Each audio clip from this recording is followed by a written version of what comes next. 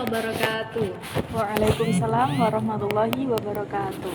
Baik, di sini kita akan melaksanakan sesi wawancara. Tapi sebelum itu izinkan saya perkenalkan, saya Rizka Lili Fatihah dan narasumber saya.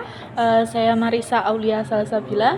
Baik, di sini kita akan membahas terkait bimbingan kelompok, gitu ya. Ya. Oke, nanti kita akan membahas terkait apa aja sih fungsi dari bimbingan kelompok dan juga pengertian dari bimbingan kelompok itu sendiri. Ya. Baik, langsung bisa kita mulai ya. Oke, bisa. Langsung pertanyaan yang pertama. Apa sih yang kamu ketahui tentang bimbingan kelompok itu, Mbak?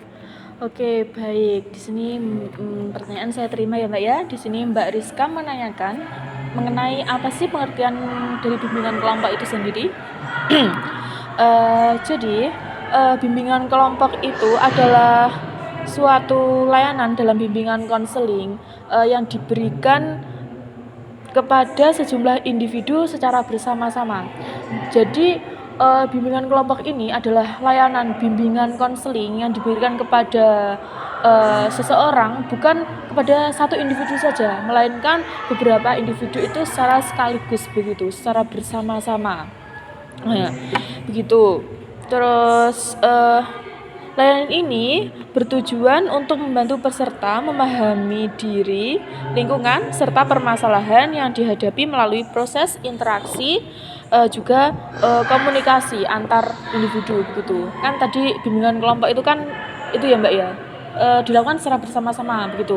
Nah, di sini itu untuk memahami suatu permasalahan, baik itu permasalahan diri sendiri maksudnya, terus sosial, terus masalah lingkungan, begitu melalui interaksinya kita di dalam suatu layanan bimbingan kelompok itu sendiri begitu.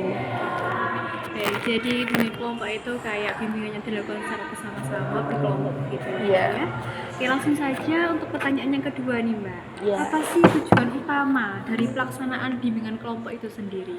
Oke, kalau tujuan utama dari pelaksanaan bimbingan kelompok itu adalah membantu individu mengembangkan potensi diri. Jadi melalui bimbingan kelompok itu akan membantu individu dalam mengembangkan potensi yang ia miliki, begitu. Contohnya itu semisal dia itu memiliki potensi apa ya Mbak, berpidato begitu ya. Akan tapi dia itu ingin lebih mengembangkannya lagi. Terus dia itu mengembangkan itu letaknya ketika dia misal dia sharing dengan beberapa teman. Terus di situ pun juga ada guru yang mungkin nantinya akan bisa menjadi pembimbing dalam layanan bimbingan kelompok itu sendiri.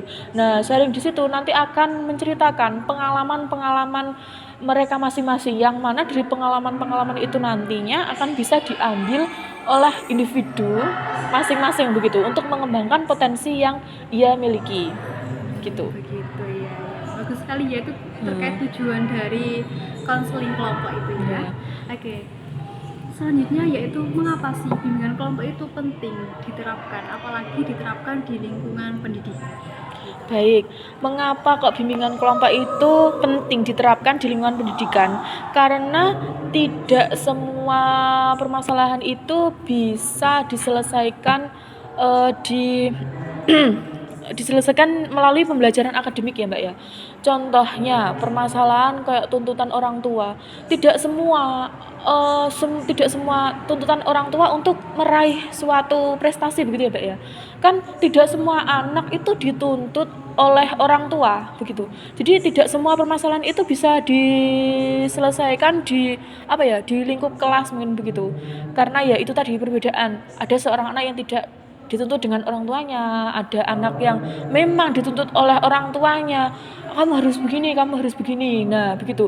Mungkin bimbingan kelompok itu bisa dijalankan nanti ketika dia itu berkumpul-kumpul kali ya Mbak ya, dengan seorang yang memang dia itu memiliki tuntutan dari orang tuanya begitu, untuk sharing-sharing nantinya untuk meningkatkan, mengembangkan begitu.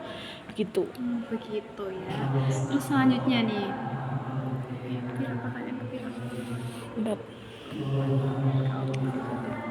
Nah, selanjutnya nih, apa sih manfaat bimbingan kelompok bagi peserta itu sendiri? Nah, manfaat bimbingan kelompok untuk peserta ya, berarti untuk si konselingnya ya Mbak Iya, ya. betul. Nah, manfaat untuk peserta itu yang pertama untuk memahami untuk pemahaman diri.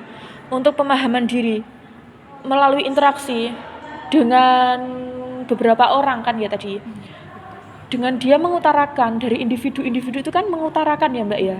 Apa aku tuh bisa gini, aku tuh punya pengalaman begini, aku punya pengalaman begini. Nah, dari individu itu akan memahami, oh ternyata potensiku itu segini, aku itu berada di tingkat yang segini begitu.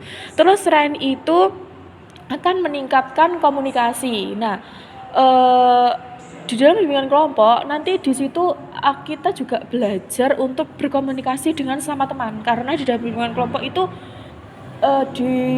dibisakan kita itu tidak boleh ada anggota itu yang pasif gitu loh Mbak. Semua itu harus aktif untuk berinteraksi. Jadi makanya di situ nanti kita juga akan untuk melatih komunikasi antar individu begitu. Berarti bagus sekali ya, itu bisa dapat melatih komunikasi dengan antar peserta yang lainnya begitu Iya. ya. Terus selanjutnya nih, bagaimana sih peran bimbingan atau konselor dalam bimbingan kelompok?